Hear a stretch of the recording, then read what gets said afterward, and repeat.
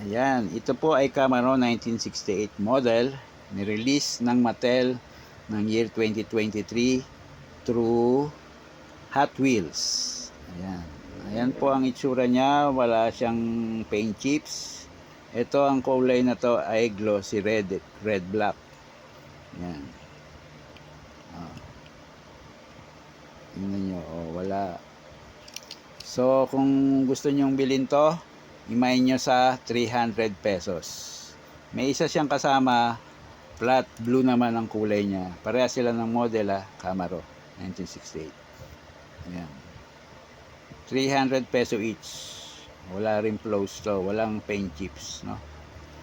Ang wala lang siya, yung box niya na pinaglalagyan, wala na. Kung gusto niyo i-take ng dalawa sila sabay, 550 pesos. Makakatipid kayo ng 50 pesos.